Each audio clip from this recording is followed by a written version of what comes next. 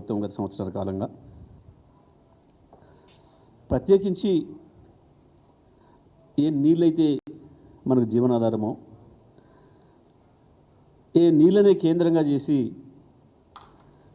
కేసీఆర్ గారు 14 సంవత్సరాలు కొట్లాడి తెలంగాణ తెచ్చిండో, ఇవాళ మళ్ళీ అదే నీళ్ళనిచ్చే నదులు మనవి కాకుండా పోయే ప్రమాదం వచ్చింది. ముఖ్యమంత్రి నిన్నటి ఢిల్లీ సమావేశంలో గోదావరిని ఆంధ్రకు దారదత్తం చేసి వచ్చిండు. నేనేదో చేస్తున్న రాజకీయ ఆరోపణ కాదు. నిన్నటి వాళ్ళ సమావేశ తీరు, మొన్న సాయంత్రం ఏమో ముఖ్యమంత్రి ఆఫీస్ నుండి మేము పోవడం లేదు అని చెప్పి లీకులు ఇచ్చిండు, మీకే పంపినరు. అందులో బల్కచర్లు ఉంటే అసలే పోమూను మళ్ళీ లీకులు పంపినరు. కానీ రాత్రి వచ్చిన ఒక్క ఫోన్ కాల్కు గజగజ వణుక్కుంటూ రేవంత్ రెడ్డి ఢిల్లీ కొరికాడు.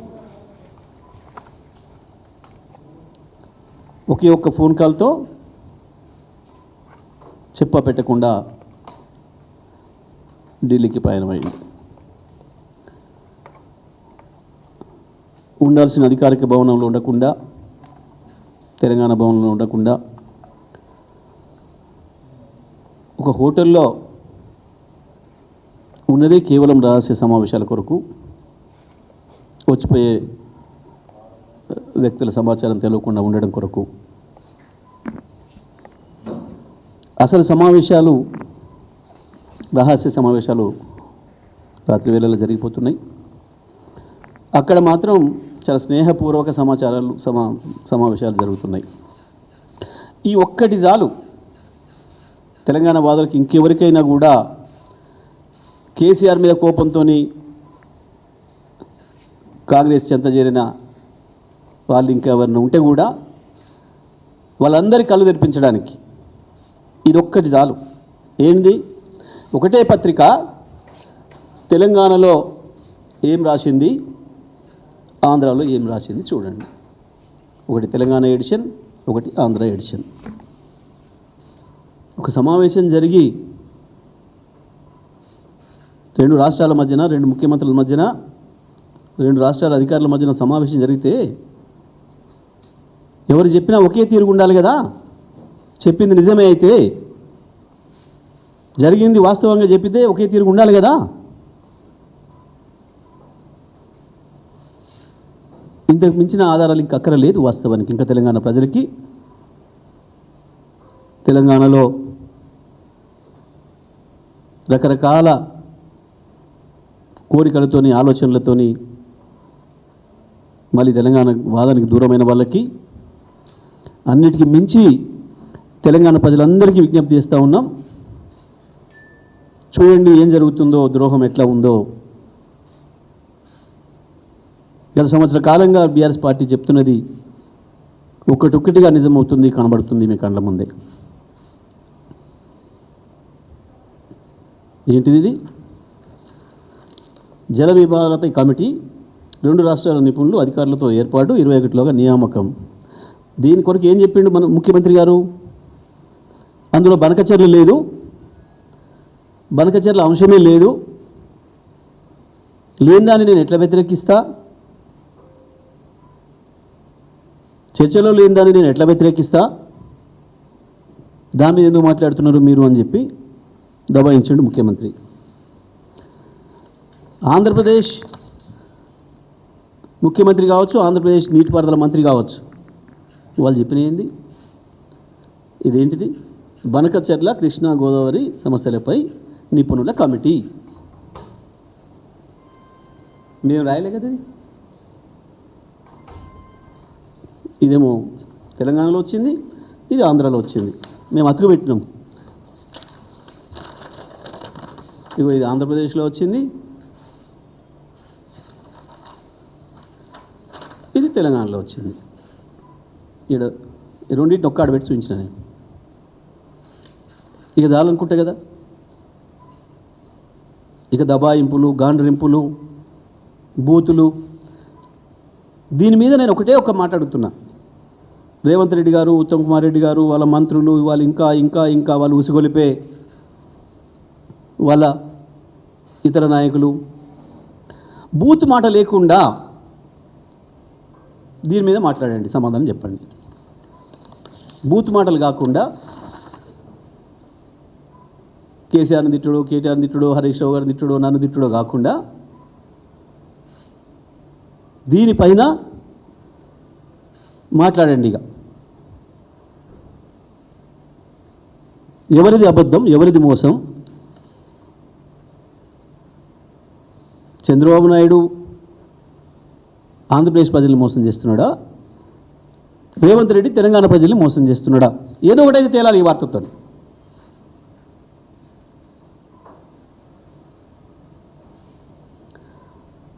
తెలంగాణను నడుపుతున్నది తెలంగాణ వాదులు కాదు, తెలంగాణ ఆత్మ లేనోళ్ళు, పరాయి వాడి చేతిలో కీలు బొమ్మలు, తోలు బొమ్మలు అని చెప్పి మేము చెప్తున్న మాట నిజమని ఇవాళ మీకు స్పష్టంగా కనబడుతుంది. తెలంగాణ ప్రజలకి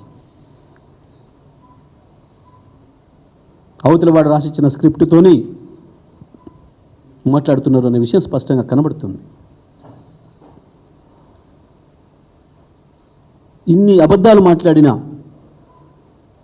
ముఖ్యమంత్రి ఇంకా నీకు నైతికత ఉందా ఆడ కూర్చోవడానికి? అవ్వాలా నోట్ల కట్టలతో ఎట్లా దొరికిపోయినావో రెడ్ హ్యాండెడ్గా మళ్ళీ ఇవాళ అదే సేమ్ రిపీట్ అయింది. ఇవాళ మళ్ళీ ఈ రకంగా దొరికిపోయినావు. అవ్వాల నీ వ్యక్తిగతమైంది, కానీ ఇవాళ 4 కోట్ల ప్రజల జీవితాలకు సంబంధించింది. ఇది మొత్తం తెలంగాణకు జీవనాధారం, తెలంగాణను బతికి ఉంచగలిగిన ఏకైక ఆధారం గోదావరిని మొత్తం తీసుకుపోయి వాళ్ళ చేతులు పెట్టి ఏం సాధిద్దాం అనుకుంటున్నాను? ప్రజలు ఇచ్చిన అవకాశాన్ని ఇంత దుర్మార్గంగా వాడుకొని నీ రాజకీయ అవసరాలకు, నీ ఇతర అవసరాలకి ఒక్క ఫోన్ కాల్కు భయపడిపోతావా? ఏం చేస్తారు వాళ్ళు? తెలంగాణ ప్రజలు కదా నేను గెలిపించింది, ముఖ్యమంత్రిని చేసింది. నీ చీకటి దోస్తులు కాదు కదా. నీ చీకటి దోస్తులతో ఉంటే దావతులు చేసుకో, డబ్బుల మూటలు పంపించుకో, కానీ తెలంగాణ ప్రజల హక్కుల్ని దారాదత్తం చేసే అధికారం నీకు లేదు. నువ్వు నైతికంగా ఇవాళ ముఖ్యమంత్రి పదవిలో ఉండేదానికి అర్హత కోల్పోయినావు. ఇక దొరికిన తర్వాత కూడా దబాయింపు చేయడానికి కేవలం బూతులో లంఘించుకుంటావు, దాడుల కూసుగొలుపుతావు, లేదంటే మళ్ళీ కేటీఆర్కో ఇంకోరికో ఒక నోటీసు పంపించి మళ్ళీ పిలిపించి డ్రామాలు చేస్తావు. మీరు చూడండి, నేను చెప్తాను ఇప్పుడు సాయంత్రం నుంచే రేపటి నుంచి ఇంకొక డ్రామా మొదలు పెడతాడు. మళ్ళీ ఏసీబీ నోటీస్ అనో, ఈడనో, ఇంకోటనో కేటీఆర్కు ఏసీబీనే కాదు ఈడీ నోటీస్ అనో. ఎందుకంటే నేను రాత్రి మాట్లాడుకున్న దాంట్లో అది కూడా ఉంది. కేవలం పదవిని కాపాడుకోవడం కొరకు.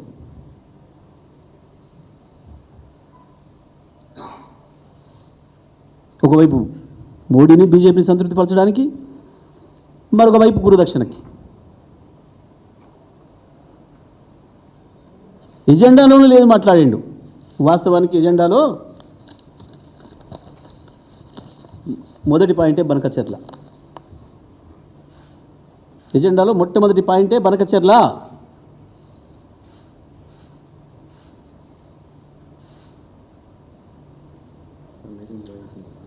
అసలు మీటింగ్కు దేనికి పోయినావు, ఎందుకు పోయినావు? నువ్వు డిమాండ్ చేయాల్సింది అపెక్స్ కౌన్సిల్ మీటింగ్ కొరకు. అపెక్స్ కౌన్సిల్ మాట్లాడడం లేదు. కేవలం వాళ్ళు చెప్పిన పద్ధతిలో ఆడుతూ ఈ ఇద్దరి భాషల కొరకు తెలంగాణ హక్కుల్ని దారాదత్తం చేస్తావా? తెలంగాణ భూముల్ని ఎండబెడతావా?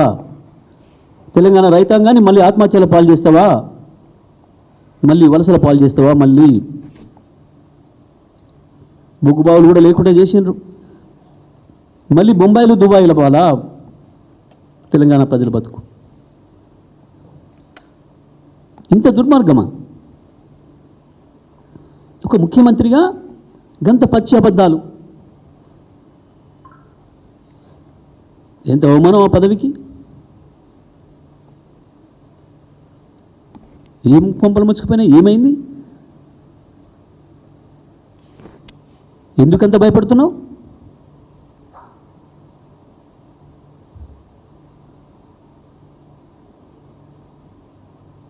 పోతే పోతుంది పదవి. జైలు పోతున్న భయం ఉందా? దేని కొరకు భయపడుతున్నావు? నీ ఒక్కడి కొరకు, నీ కుటుంబం కొరకు కోట్లాది మంది ప్రజల్ని బలిపెడతావా? ఇది నువ్వు చేసే పని.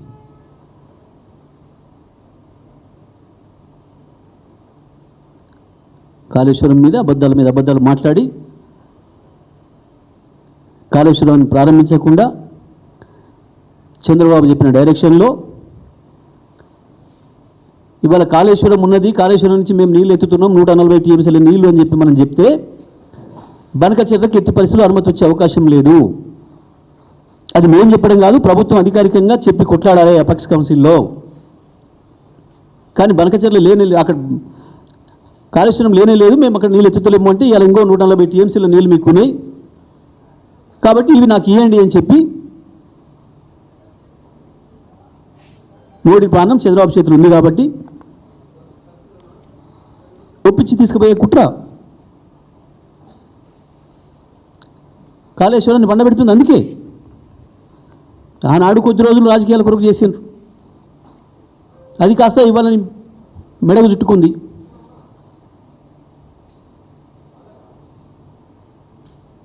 స్పష్టంగా ఉంది, మీరు అందరు చూసిరు. కన్నెపల్లి పంప్ హౌస్ వద్ద ఇప్పుడు నీళ్ళు ఇట్లా లేపితే బటన్ నొక్కితే రావడానికి సిద్ధంగా ఉన్నాయి. అన్నారం మంచిగానే ఉంది, సుందిల మంచిగానే ఉంది, వ్యవస్థ మొత్తం ఇంటాక్ట్ ఉంది, బ్రహ్మాండంగా ఉంది. ఉన్నా ఎత్తుతలేరు. మేడిగడ్డ బ్యారేజ్ సంబంధం లేకుండానే కాళేశ్వరం నీళ్ళు వచ్చే అవకాశం ఉంది, ప్రాణహిత నీళ్ళని తెచ్చుకునే అవకాశం ఉంది. కేవలం బనకచెర్ల కొరకు, చంద్రబాబు కొరకు, చంద్రబాబు బనకచెర్ల అనుమతులు కేంద్రం నుంచి తీసుకొచ్చుకునేంత వరకు దీని జోలికి రారు, దీన్ని ముట్టుకోరు, దీన్ని రిపేర్ చేయరు, దీన్ని ఆన్ చేయరు. ఇగో ఇది ఆ ఇవాళ జరిగి నేను దాంతో శ్రీకారం చుట్టాను ఆ దుర్మార్గానికి.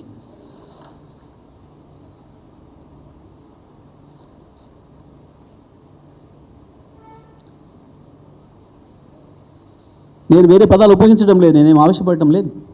వస్తుంది ఆవేశం. నువ్వు చేసిన ద్రోహం చూసిన తర్వాత అది అర్థమైన తెలంగాణవాది, ఏ ఒక్క తెలంగాణవాదికి కూడా రక్తం మరగకుండా ఉండదు. ఇంత ద్రోహమా, ఇంత మోసమా? రాజకీయ పదవుల కొరకు కోట్ల మంది ప్రజల్ని బలిపెట్టే ఎంత సాహసం చేస్తారా? తెలంగాణ చరిత్రలో ఒక ద్రోహి ముఖ్యమంత్రి రావడం అనేది మాకు కూడా సిగ్గుచెట్టు.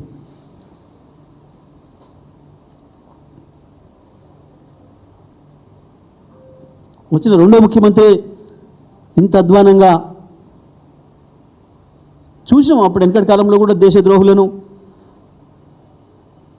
ఒక రాజ్యంలో ఉండి ఇంకో రాజుకు ఒప్పందించినోడిని, స్వతంత్ర పోరాటంలో బ్రిటిష్ వాడికి సమర్థించినోడిని చూసాం, దేశద్రోహుల్ని కూడా. కానీ వాళ్ళు వ్యక్తులుగా ఉన్నారు. కానీ ఇవాళ నువ్వు 4 కోట్ల మంది ప్రజలు వాళ్ళ భవిష్యత్తుని నీ చేతిలో పెడితే నీ రాజకీయ స్వార్థం కొరకు ఇవాళ మొత్తం గోదావరిని తాకట్టు పెట్టొచ్చి, గోదావరిని అప్పజెప్పొచ్చి,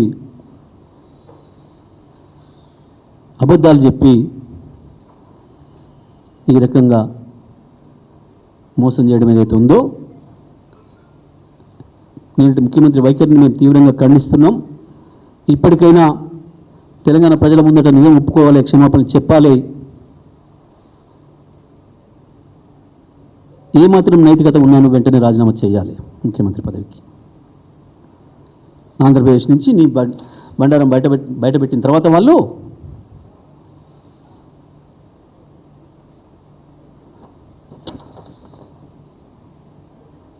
ప్రజలు కూడా అర్థం చేసుకోవాలి. తెలంగాణ ప్రజలు మీడియా అనగానే కూడా అందరూ హరిశ్చంద్రుడు అని అనుకుంటున్న భావన పోవాలి. ఎవరి రంగు ఏందో కూడా తెలుసుకోవాలి. ఎప్పటికప్పుడు ప్రజలు తెలుసుకోవాలి. ఎట్లా ఉంటే 2 రూపాలు, ఆంధ్రలో ఒక రూపం, తెలంగాణలో ఒక రూపం ఎట్లా ఉంటుందో, ఎవడు ద్రోహులో తెలంగాణకి మళ్ళీ ఒకసారి తేల్చుకోవాల్సిన సందర్భం వచ్చింది. ప్రజలు ఉద్యమ సందర్భంలో ఎట్లా పాలను నీళ్ళను వేరు చేసి చూసినామో ఇవాళ మళ్ళీ అదే సందర్భం వచ్చింది. తెలంగాణ ప్రజలకి అదే అవసరం వచ్చింది. నేను మళ్ళీ చెప్తా ఉన్నా, ముఖ్యమంత్రి గారు నువ్వు చేసిన తప్పుకు ఇప్పటికైనా క్షమాపణలు చెప్పాలి తెలంగాణ ప్రజలకి. ఏమాత్రం నైతిక విలువలున్న ముఖ్యమంత్రి పదవికి నువ్వు రాజీనామా చేయాలి. ఇప్పుడు ఇక తెలంగాణ ప్రజల ద్రోహిగా తేలిన తర్వాత అందుకు కూర్చునే అర్హత నీకు లేదు వాస్తవానికి.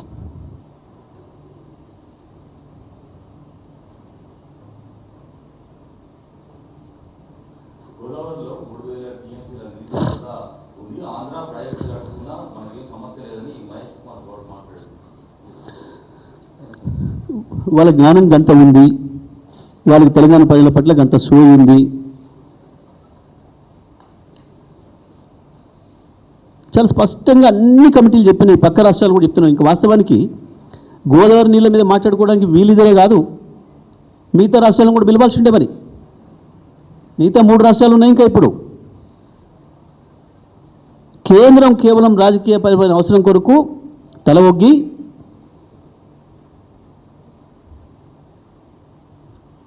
చంద్రబాబు నాయుడుకి వంతబాడుతూ బీజేపీ కూడా ద్రోహం చేస్తుంది తెలంగాణకు. ఆ రాష్ట్రాలు అటువైపు ఉన్న రాష్ట్రాల ముఖ్యమంత్రులు పిలవాలి. వాస్తవానికి నీ ఉత్త చర్చలు అయితే అపెక్స్ కౌన్సిల్ మాత్రమే కేంద్ర మంత్రి, 2 తెలుగు రాష్ట్రాల ముఖ్యమంత్రులు వస్తారు. అది కానీ చర్చలు జరిగినప్పుడు తప్పకుండా మిగతా రాష్ట్రాలు కూడా ఉన్నాయి. అక్కడ పక్క రాష్ట్రాలు చాలా స్పష్టంగా చెప్తున్నాయి, ఒక్క చుక్క కూడా నీళ్ళు అదనంగా లేవు గోదావరిలో. ఇప్పుడు గోదావరిలో ఉన్న నీళ్ళ ప్రకారం అన్ని రాష్ట్రాలు అందరూ వాడుకుంటున్నారు. ఒక చుక్క నీళ్ళు కూడా లేవు కొత్త ప్రాజెక్టు కట్టడానికి ఇంకా అని.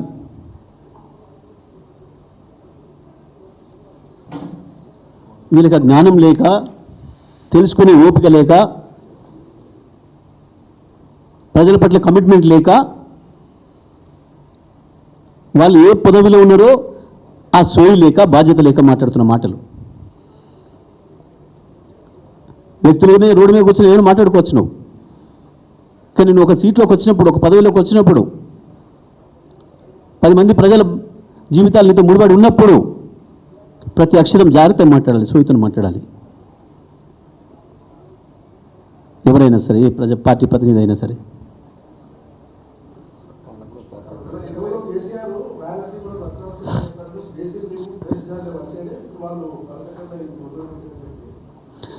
అందులో సందేహం ఏం లేదు. కేసీఆర్ చెప్పిన మాటకు మేము ఇప్పుడు కూడా కట్టుబడి ఉన్నాం. మేము చెప్పిన పద్ధతుల్లో చేస్తే తెలంగాణకు ఇంకా లాభం ఎక్కువవుతుంది.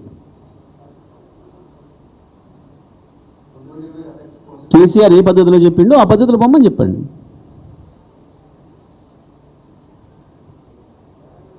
మేమే కాదంటాం లేదు.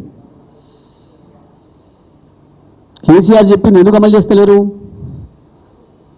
కేసీఆర్ చెప్పింది తెలివిగా తనకు అనుకూలంగా చెప్పిండు, తెలంగాణ ప్రజలకు అనుకూలంగా చెప్పిండు అనే కదా పోయింది. కేసీఆర్ చెప్పింది అమలు చేస్తలేరు కదా, చేయమండి.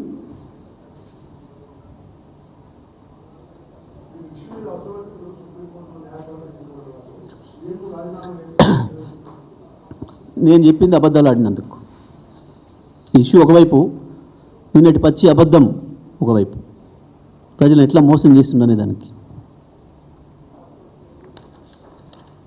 ఒక ముఖ్యమంత్రికి అంత పచ్చి అబద్ధాలు ఆడడం అనేది నైతికత అవుతుందా?